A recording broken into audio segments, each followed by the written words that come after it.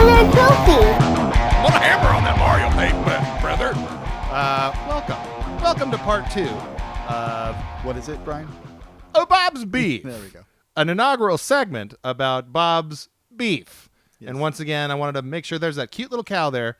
I wanted to make sure that the people weren't confused that I was not referring to your penis. Okay. Whoa. So, Wow. whoa, not editing that.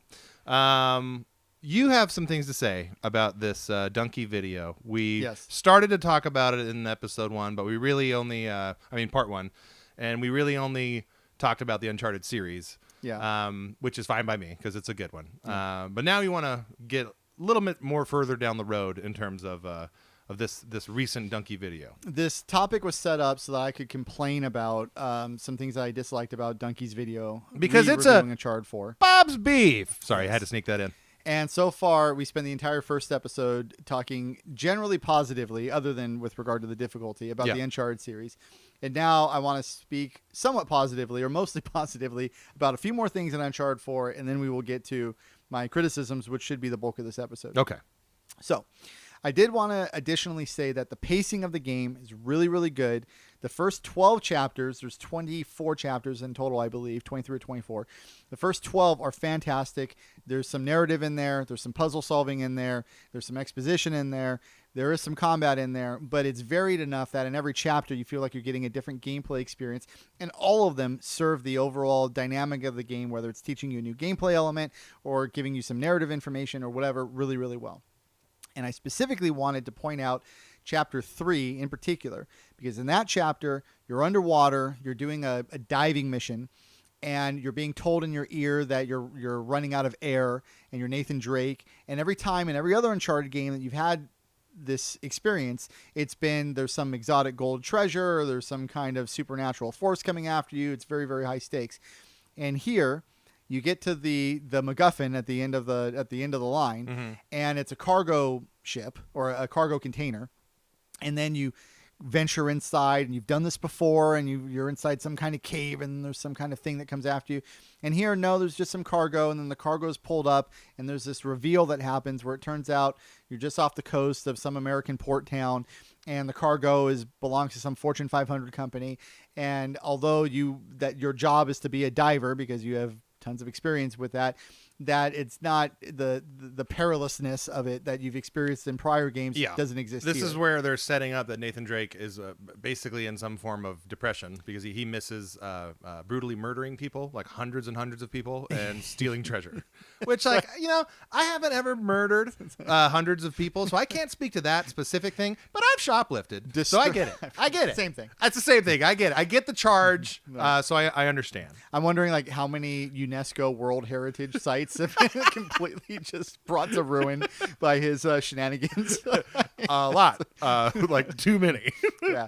So you see him living this sort of domestic life. And then I think in chapter 4, right after that, to just nail the point home, they show him going into the attic, and he's looking at some artifacts from his prior adventures. And then he's and they have that's like the one element of gunplay in the game, in the first part of the game. He has this fantasy where he takes a little... I remember I used to fucking murder people all the time. It's a Nerf gun and starts shooting at targets.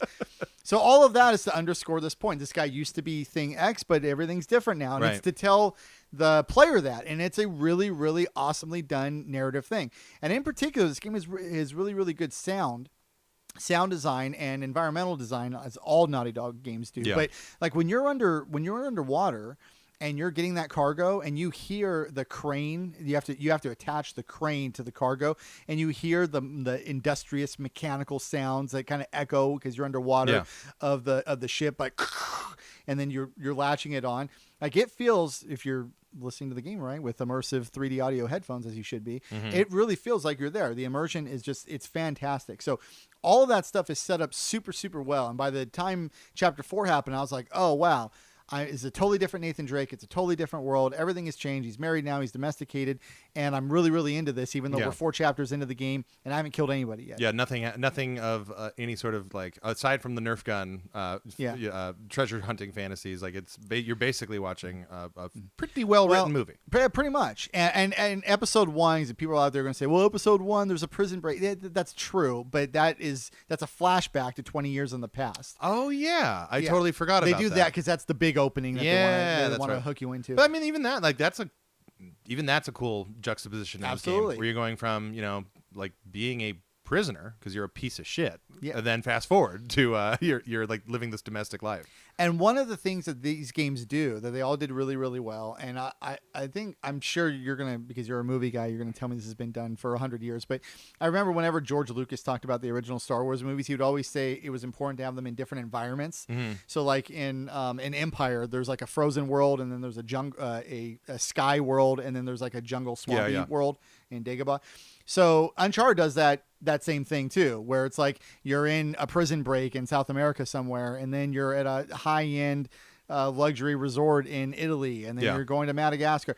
So part of the interestingness of the game is that you're in all these different environments, and you're going all over the world, and you're jet setting and all this. Well, yeah, Indiana Jones, obviously, in a series of games based around jet setting. Well, with the exception of the first Uncharted, because you're kind of in that same jungle for Caribbean the bulk of it. Or whatever, this is the most jet setty of all the Uncharted. Definitely. You're going all over the place in this game. Yeah. But it's all really cool because you're sort of along for the ride. Okay. So all of that is really, really well done. Now, by the time you get to chapter 13, this is sort of the start. We're turning the wheel towards criticism now. It starts to be way more combat heavy. And if you play like I did on crushing difficulty, you really notice when the combat missions ramp up because you die a lot more and your progress is slowed considerably. Right. But starting in chapter 13, going from chapter 13 to chapter 20, other than in chapter 16, which is another flashback scene, you have one major combat encounter that comprises almost the entire level in every chapter. Yeah. And they're all super different and super hard, every single one.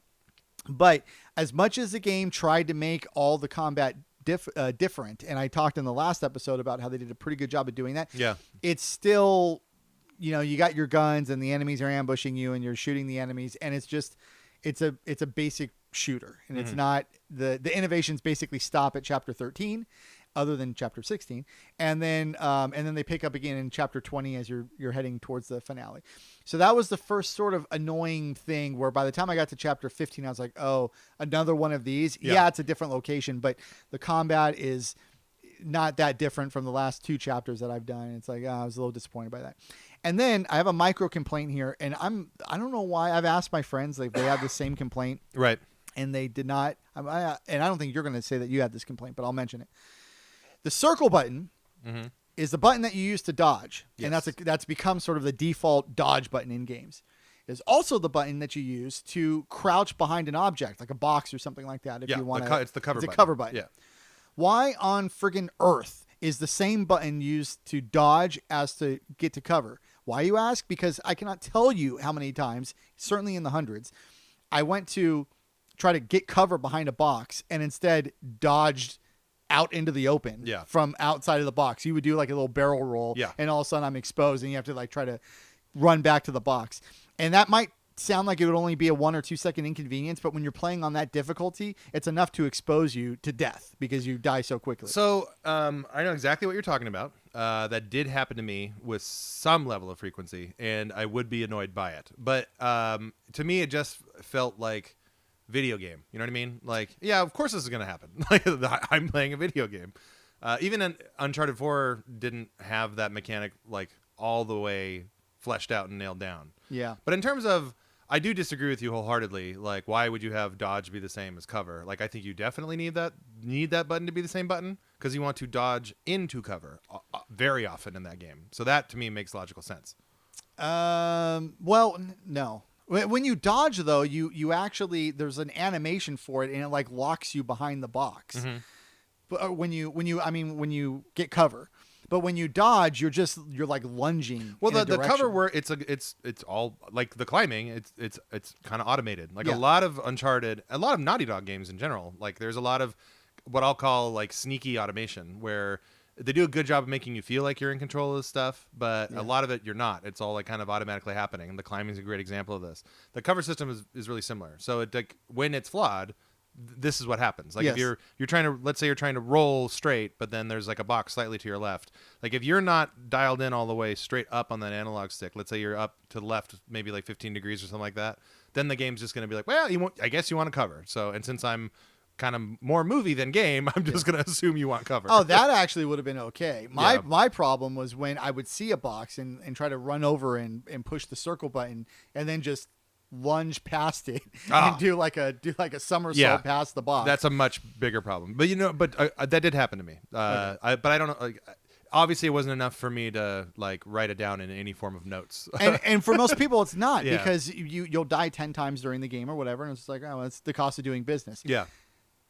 But when you're dying 1,000 times in the game and Yeah. over 100 of them are because of that. But you're dying 1,000 times in the game because of your disease, Robbie. You're trying to Yeah. get a platinum trophy. So that Yeah. puts you in you're in a different percentile This is correct. of people who play this game and go Yeah. like, no, like that's it's fine, and I had a good Yeah. time. You saying I deserve what I get? Yes, that's 100% what I'm saying. Kind of do. Yeah.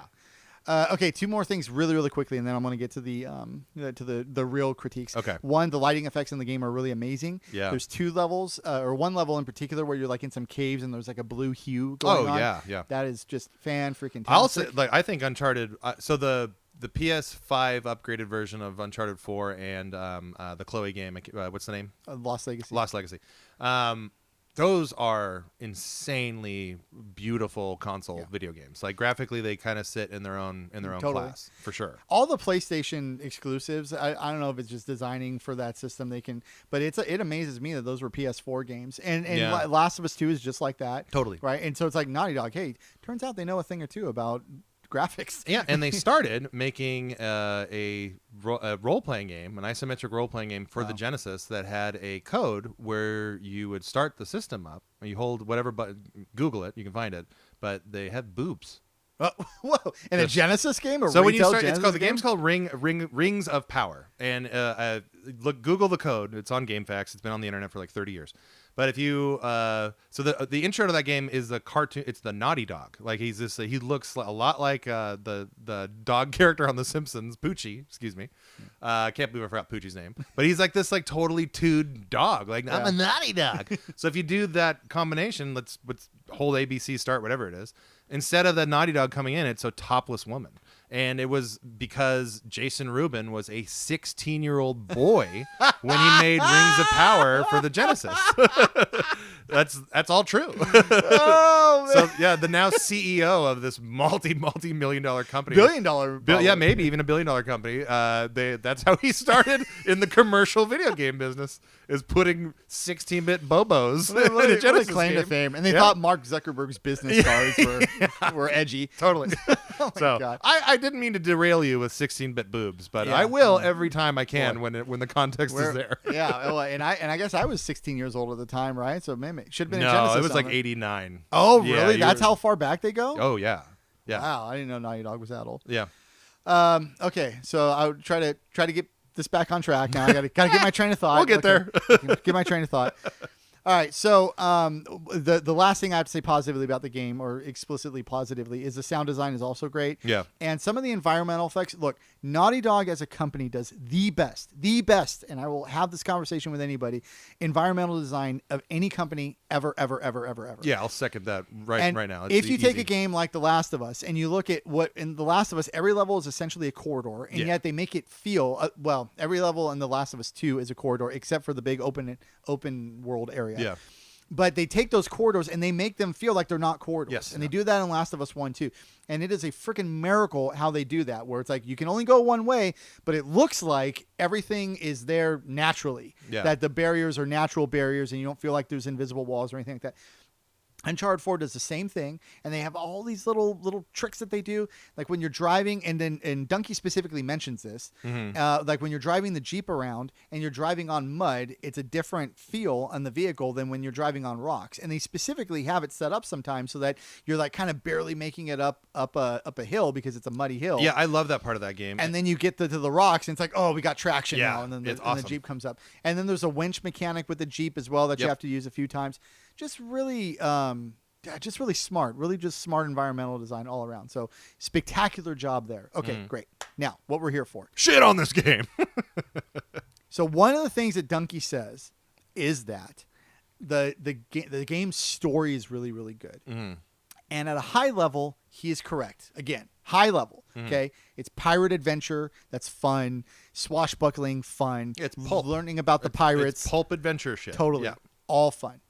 At a micro level, though, he makes these mistakes, and one of the mistakes that he makes is he first says, "Well, Nathan." So part of the conceit of the game is that Nathan is lied to by his brother Sam as a ruse to get him to go on to this adventure. And Sam says he's going to die or something like that if he doesn't go, and he's being hunted by some drug lord, and it turns out that the drug lord was killed years earlier. Yeah. Spoiler alert, by the way.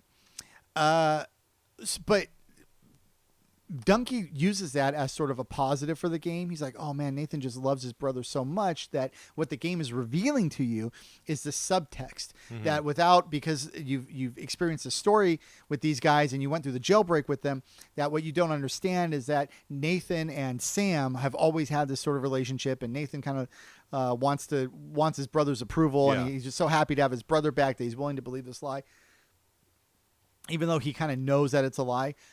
That is so false. No. Yeah. Nathan wholeheartedly believes his brother. Doesn't believe his brother against his better judgment. Yeah. Like, he just believes it when his brother tells it to him. Yes, that's my memory of it too. Yeah. And you're supposed to also believe it until the reveal happens about halfway through the game. By the way, we didn't talk about the voice acting here. The other thing that Naughty Dog does better than anybody else is voice acting.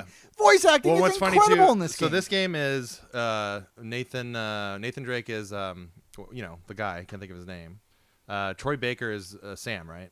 Oh yeah, I think so. I totally forgot about that. So Troy Baker is Sam, who's like Larry Bird of voice acting for video games. I'd say Michael Jordan, but sure. Michael Jordan is Nolan North, like is the name. Nolan North is Michael Jordan. He's Nathan Drake. So you have like the two like by far most working famous famous to video game dorks, but like these guys are in, if you look at their IMDb page of like all of their stuff, like it's like a mile long of all the video game stuff that they've done. So like it's literally like the two biggest names together in one game. And they've been yes, and the voice of Scully had been the voice of Scully, I think, in all the other games. Yeah, he's the same guy. And they had really good chemistry, and the way there's sort of a natural the naturalness of the dialogue, it's just different than every other game. Well, do you know why that is? Have you seen any behind the scenes stuff? I've seen like some mocap footage. So that's it. So a lot of games, I would argue the vast majority of games that are voice acted, it's done in a booth. And sometimes you have the advantage of being in a booth with your co-stars or whatever, so you can like interplay with them. But the way Naughty Dog does it is they do the full body ping pong suit, and they completely cast and shoot the scenes. Yeah. So when you see Nathan Drake and you hear Nolan North, like that whole thing, the body performance, the dialogue, the mouth movement is Nolan North. All of the voice actors are captured that way. So the authenticity of the performance is because they're basically acting this whole thing out like you would on a movie, but George Lucas style. Of course, everything is ridiculous and green screen and everyone's wearing ping pong balls. But this cast has been doing this for 10 years. So like they're so good. The reason why it sounds so good is because like they're doing much more than just voice acting. Yeah. It's an actual acting performance. That is the way to do it, because you've heard me say on the show before how much I love the Horizon series. Yeah. And I do love those games, but the voice acting, you play one after you play a Naughty Dog game, and it's worlds apart. Yeah. Like literally worlds apart. And that's from a game series that I love. So, and the voice acting here is no exception. And then they find this villain, the Rafe character villain, and he is also spectacular. Yeah, everyone in the game is good. And they have this great scene where the twist and the deceit is revealed, and the voice acting in this really, really important scene, and then Nathan gets kicked off this ledge. It's a really important scene, and everybody just knocked it out of the park, and it's great. Just go look it up on YouTube. It's really great. Yeah. Okay. So the biggest complaint I have about the friggin' game is that Dunkey says, hey man, Nathan is so, in this game he's basically getting a divorce. Mm-hmm. And lying to his wife so he can go on adventure again because adventure's in his DNA. And that's actually true, but it's bad. It's a bad story. What do you mean? Well, okay, so first of all, like when I first played Uncharted 4, my natural reaction to that whole deal, like him lying to, because being a fan of the whole series, like I think Elena rules.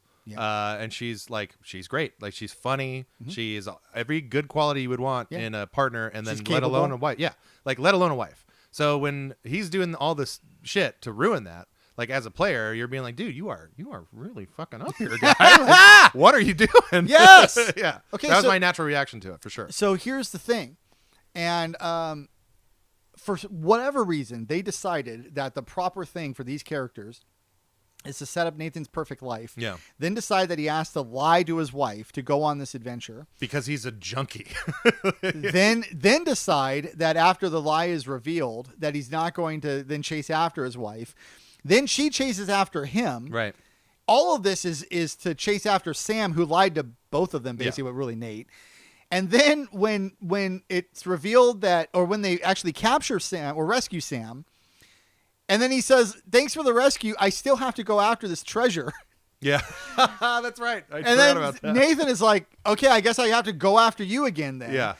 And then Nathan does that. It's like, what is wrong with you? This is like a one-way ticket to divorce. And no, I don't know, anybody who's playing this game and who's been in like a long-term relationship at all, like has any empathy for their spouse at all, or it's just like, how the hell do you do this? And it's all so unnecessary, because your point is such a good point. Elena has proven herself to be just a wonderful person. Yeah. And totally capable. This is not a damsel in distress. Yeah. It's like the polar opposite of a She damsel in handles a distress. gun. She's with you on several of the missions in the first two Uncharted games, or second and third Uncharted games.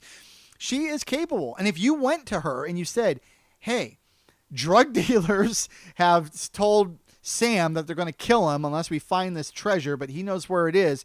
Are you with me?" Yeah. They don't have any kids yet. There's every reason to believe she'd be like, "Let's lock and load, baby. Let's do it. Like, we're going." I've murdered just as many human beings as you, my husband. I've destroyed as many UNESCO sites as you have. I was there for all. So let's do this one more time. Get the old band back together. And you know what? That's exactly what friggin' happens when she finds out. She goes to them and then saves Nathan after he gets kicked off the waterfall, after the betrayal is revealed. So, first of all, just as the premise is so stupid that he feels like he has to lie to somebody that he absolutely doesn't have to lie.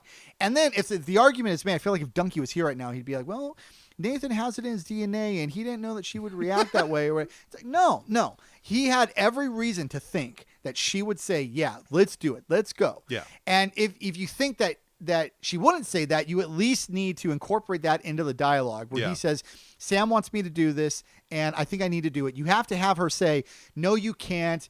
It turns out I'm pregnant." She can push back. That's one way to do it. She can push back a little bit and then give in. But it all boils down to like what you've established. Like, this is a ride or die bitch, as they say. Like, this is what she's in it to win it with him. And the biggest point that you made is that at this point in the story, they're just married. They don't have any children. So like, these are made up people who do made up fantasy things, and they can just very easily go continue to do these made up fantasy things. Absolutely. For sure.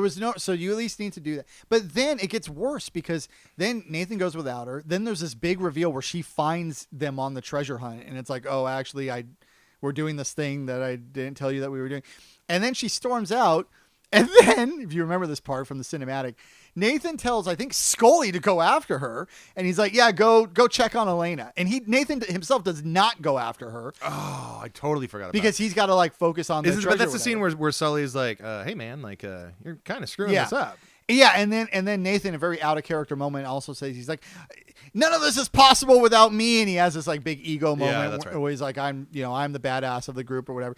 So all of that didn't feel right. And so now you're like 40% of the way or whatever into the game. And you're like, I don't know, this protagonist I'm supposed to be playing as, on top of his usual genocide and and invaluable UNESCO heritage site destruction, is now also ruining his marriage to a person who I've come to Hey, you Somali pirates that have no other means to feed their children, I'm going to shoot you now because I'm looking for gold. Yeah, that's Nathan Drake. That's who he is. All right. So then after that, after she walks away and he doesn't go after her, then the game keeps going on, and then they get the reveal where it turns out Sam's lying. Nathan gets kicked off of a waterfall, passes out. Who should find him? Elena, because she went after him. And then she rescues him. Right. And then she's got a Jeep and all that. So then they work together to rescue Sam, which they do. after Sam lied to them to put them on this adventure to begin with. They Right. still decide to, we're going to rescue Sam. He's our brother. Fine, look, you might be able to sell me on that. They Sure. are brothers after all. Yes, Even if yeah. your brother lies to you, Chris.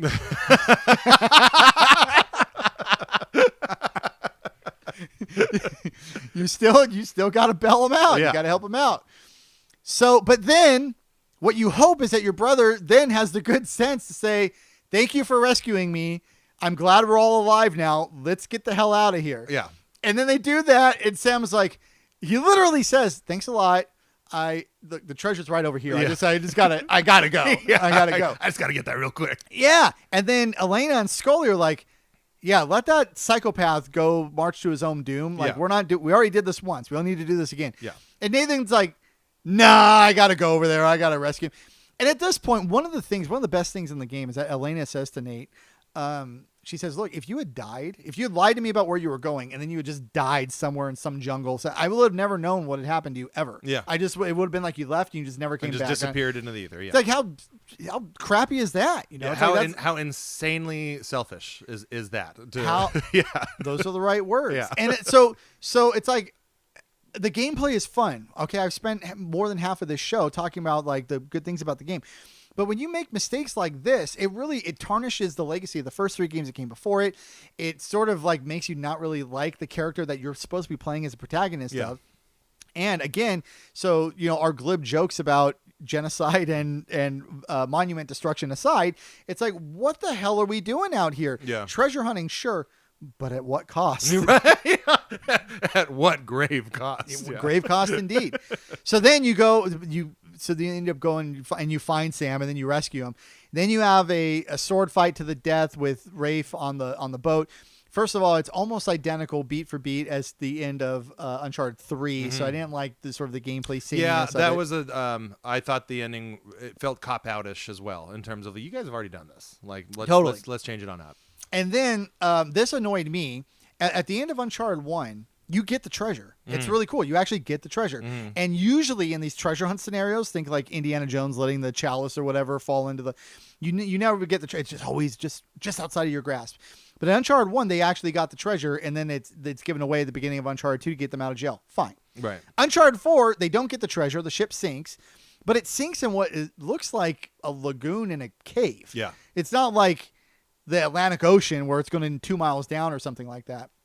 So why couldn't you just have an epilogue where you just go and get the treasure the next day or whatever it is? Like, Totally. That always bothered me because it's like when you see the ship go down, it's like, look, this is not, into the Marianas Trench or something like that. It's like, this is just like 100 feet of water. Yeah. You can just go just go back. Just go go back get- and just get go the get ship. the shit, yeah. You go literally the next day. You've got like Sully's got his plane. You could just get that. Yeah. So Everyone has been systematically murdered, so that no one's gonna get you. nobody's left. Yeah, just float out there on your dinghy and just have a nice free dive down. A boatload full of stuff. Yeah. Yeah. Okay. So, and then the last bit that I have for this is the what they do at the end is they show, and this is what tied into the donkey video, the reveal of they do an epilogue that has a flash forward, and it shows like Nathan and Elena have a daughter now, and she's like 11, and then she goes and sees her parents. I'm convinced that the reason that they did that is the same reason that J.K. Rowling ended the Harry Potter series by doing a flash forward. Yeah. It's because you don't want to give the chance for somebody to screw up what you think you've perfected. Yeah. So by making this part of the canon being that Nathan and Elena are alive 12 years later and they have this daughter, sure, you could have an adventure involving the daughter, which is, by the way, the rumor that they're making an Uncharted game. Of course, that's what with they're the daughter. doing. Yeah.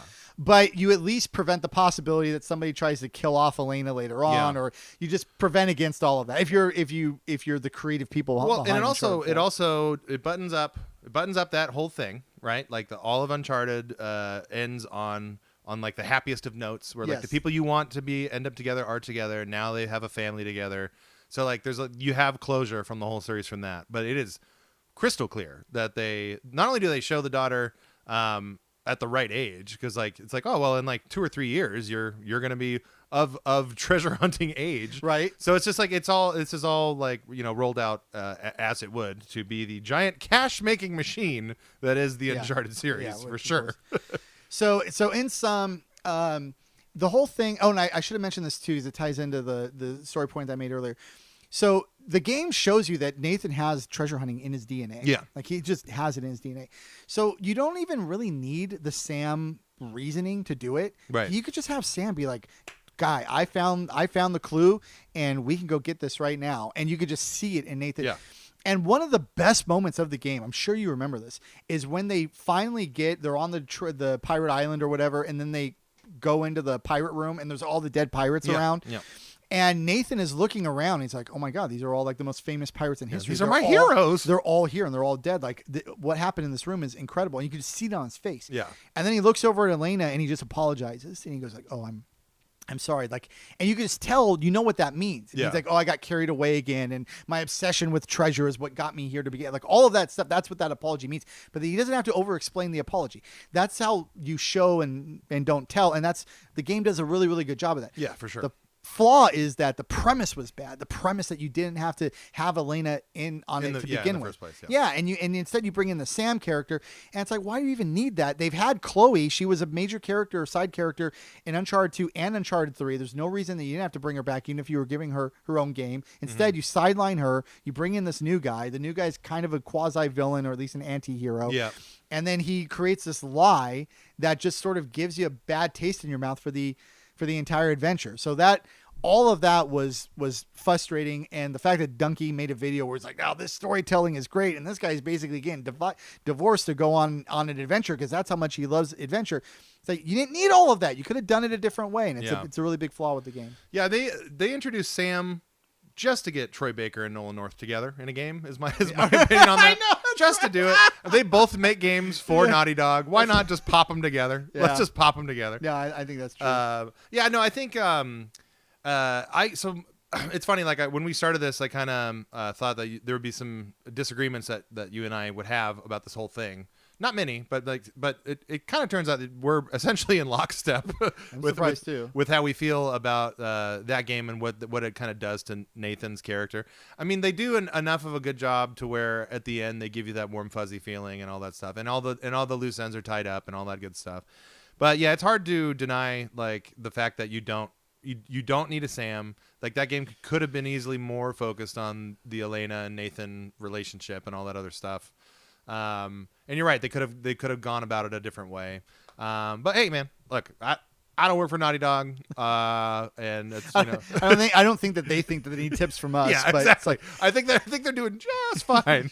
But yeah, no, it's. I watched that Dunkey video that you sent me, and some of the exact same complaints. It's like, well, wait a minute, like my only real tangible complaint about Uncharted 4 is that like kind of made me think that Nathan Drake is an asshole.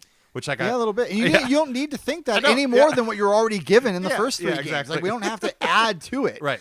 So anyway, all right. Thank you for the platform. Glad we got this off our chest. I will say one last thing. Yes. The platinum trophy in that game, 0.6%, and that is 0.6%. That is my rarest platinum trophy. So that's another meaning for Bob's Beef. Yes. Bob's Beef also stands for all those platinum trophies.